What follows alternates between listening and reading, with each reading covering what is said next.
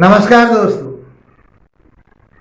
मित्रों, आज जो हम बात करेंगे कर्क राशि की करेंगे कि मार्च 2025 का महीना मासिक राशिफल आपके लिए कैसा रहने वाला है, इसके बारे में आज चर्चा करते हैं। वीडियो को लास्ट तक अवश्य देखा करें, क्योंकि ये ज्योतिष कोई जादू टोना टोटका नहीं है, ये झाड़ फूंक का विषय नहीं है, ये साइंस पर आधारित है, सौर मंडल पर आधारित है।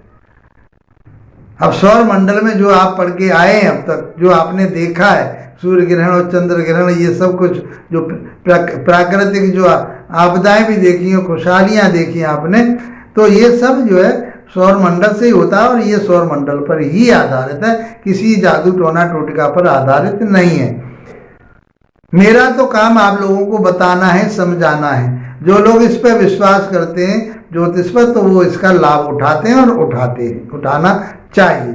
जो लोग विश्वास नहीं करते हैं तो उनको इस चीज़ से अलग रहना चाहिए और समझना चाहिए उनको कि ये कोई जादू, क्यों मिथ बातें बहुत चल रही हैं, विश्वास हट भी रहा है लोगों का। क्यों हट रहा है? क्योंकि इसमें ऐसी चीज़ें जोड़ दी गई हैं जो ज्योतिष से बहुत दूर की बात है, ज्योतिष में उनका कोई लेना देना नहीं होता। तो मैंने इसलिए कहा कि आपको ये जादू टोना टोटके का विषय नहीं है, ये सौर मंडल पर प्योर साइंस है।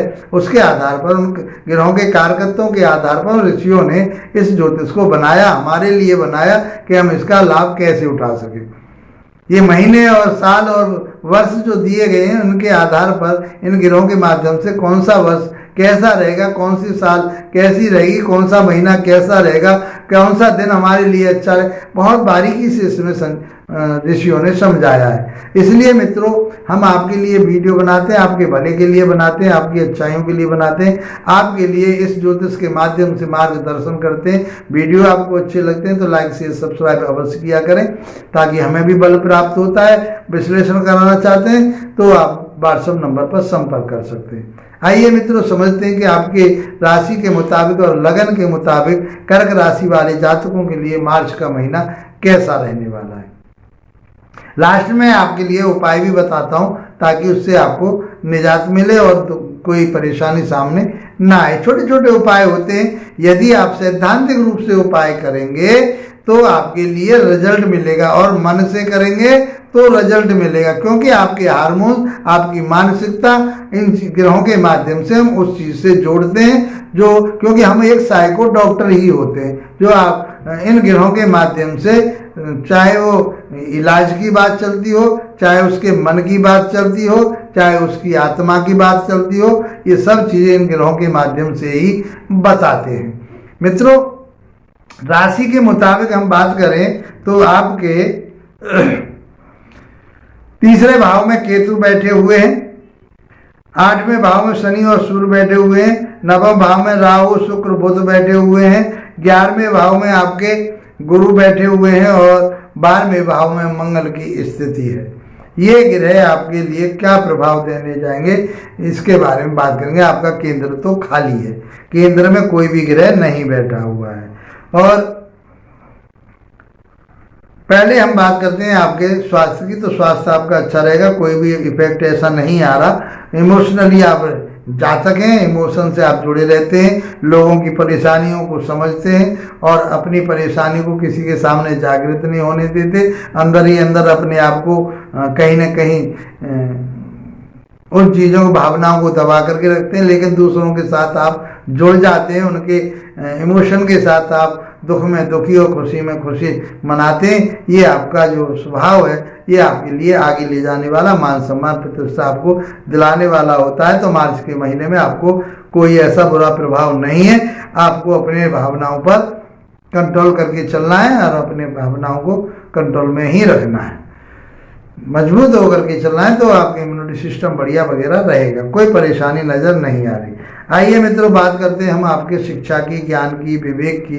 तो यहाँ के स्वामी जो बनते हैं वो मंगल देव बनते हैं, और मंगल देव की 12वें घर में स्थिति है, अच्छी नहीं कहेगी, तो आपके लव रिलेशन में भी दिक्कत आ सकती है। वैसे कोई प्रभाव यहाँ नहीं आ रहा, 12वें घर में गए मंगल देव तो आपके अटैचमेंट तो जुड़वाएंगे लोगों के साथ, तो ये तो रहेगा। आप यदि कोई शिक्षा ग्रहण कर रहे हैं तो ऐसी शिक्षा जो टेक्निकल शिक्षा है, जो विदेश में जाकर के आप लेना चाहते हैं, तो आप लीजिए, आपको लाभ प्राप्त होगा। आपका कोई कोर्ट केस कचहरी वगैरह का कोई चल रहा था, वो अब समाप्त होने की संभावना बनती है।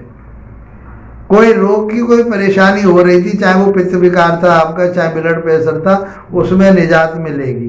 केवल मात्र आपको अपनी भावनाओं पर अंकुश लगाना पड़ेगा, क्रोध पर अंकुश लगाना पड़ेगा, क्योंकि ये क्रोध देने वाले, गुस्सा देने वाले, एंजाइटी देने वाले ग्रह कहे गए हैं और ये 12वें भाव में गए। तो आप अच्छे काम से जुड़िए, विदेश से जुड़िए, विदेशी कंपनियों से जुड़िए। आप टेक्निकल काम कोई करते हैं तो वहाँ से आप उसका लाभ उठा सकते हैं। दाम्पत्य आपका लव रिलेशन अच्छे रहेंगे, शिक्षा अच्छी रहेगी, ज्ञान विवेक आपका बहुत चतुराई के साथ आगे बढ़ने वाला रहेगा। कोई दिक्कत नजर नहीं आ रही मुझे। जो विदेश से संबंधित आप कर रहे हैं शिक्षा, वो आपके लिए मिलेगी। बात करते हैं हम आपके दाम्पत्य जीवन। दाम्पत्य जीवन के स्वामी बनते हैं आपके कौन? शनिदेव। और शनिदेव की स्थिति 8वें भाव में सूर्य के साथ, और ये 29 मार्च तक रहेंगे, महीना पूरा ये यहीं पर रहने वाले हैं। तो आप अपने जो भागीदार हैं, चाहे पति हैं चाहे पत्नी हैं, आपके दाम्पत्य जीवन में उनके स्वास्थ्य का ध्यान रखें। ससुराल पक्ष से थोड़ा सा अपने से मनमुटाव से बचें, गुस्सा क्रोध से बचें, क्योंकि 15 मार्च तक तो सूर्य भी यहीं रहेंगे। तो ससुराल पक्ष से भी बचें, वहाँ से भी कोई आर्गुमेंट ना करें, गुस्सा क्रोध ना करें, नहीं वहाँ से आपके संबंध खराब होने की संभावना बनती है। हाँ, कहीं आपका पैसा रुका हुआ है किसी प्रकार से, उसे मिलने की भी संभावना बन जाती है। तो इस प्रकार से 8वें भाव के भी रिजल्ट देंगे। 7वें भाव के स्वामी का 8वें भाव में जाना हेल्थ इश्यूज देता है आपके पार्टनर के लिए, इसलिए आपको बहुत सोच समझ के चलना है और उनको अपने समय समय पर जैसा भी कोई परेशानी आती है तुरंत डॉक्टरी सलाह आपको लेनी चाहिए। तो व्यापार बिजनेस आपके में भी कहीं अड़चने आ सकती हैं, इस बात का भी आपको ध्यान रखना है।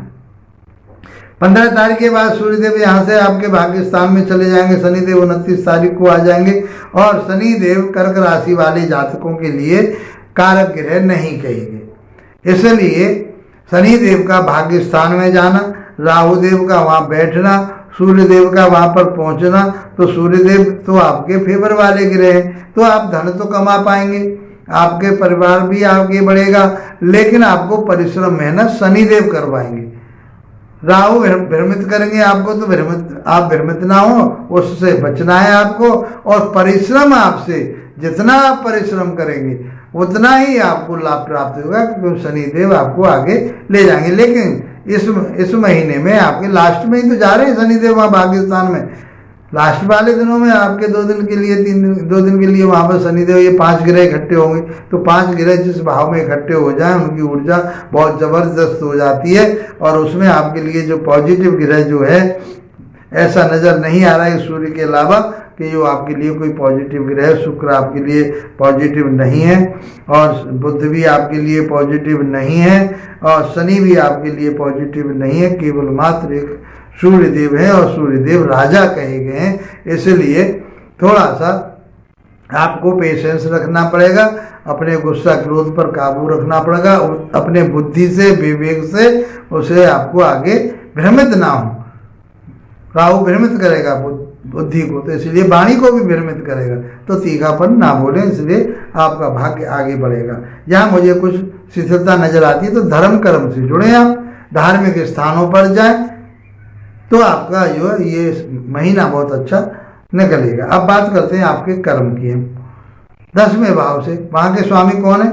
वहाँ के स्वामी है मंगलदेव। मंगलदेव 8वें भाव के स्वामी, 5वें भाव के स्वामी और 10वें भाव के स्वामी, और ये योग कारक कहे जाते हैं, और ये 12वें भाव से संबंध बना रहे। तो 12वें भाव से आप अपने काम को, अपने कर्म को विदेश से जोड़िए। टेक्निकल, यदि आपके पास इलेक्ट्रिकल से आपने कोई इंजीनियरिंग कर रखी है या उसके गुणवत्ता है आपके अंदर, आप तो भी मैं समझता हूँ आपके लिए लाभ प्राप्त होगा। पैसा भी आपका खर्च हो सकता है व्यवसाय के ऊपर, बिजनेस के ऊपर आपका, तो आप उसमें खर्च कीजिए तो आपको लाभ प्राप्त होगा। और आप अपने क्रोध को, अपने अहम को संभाल करके रखिए, नहीं अपनी बात अपने आप खराब कर लेंगे। यह ऐसा योग आपके बनता है कर्म क्षेत्र से। तो कर्म क्षेत्र आपका अच्छा है, सब कुछ आपके लिए अच्छा है। यहाँ थोड़ी शिथिलता नजर आ रही है, उसके लिए आपको अपने आप को समझ करके और अपने आप को प्रगाढ़ बना करके, आपको अपने मजबूत बना करके आगे बढ़ना है। तो ये महीना आपके लिए बहुत अच्छा रहने वाला है। मित्रों, यदि आपके लिए कोई ना कोई समस्या फिर भी बनी हुई है तो आपको क्या करना चाहिए? ऐसी स्थिति में आपको भगवान विष्णु की आराधना करनी चाहिए, हनुमान चालीसा का पाठ करना चाहिए। तो समय आपका बहुत अच्छा रहने वाला है। इसी के साथ आप लोगों का धन्यवाद। नमस्कार।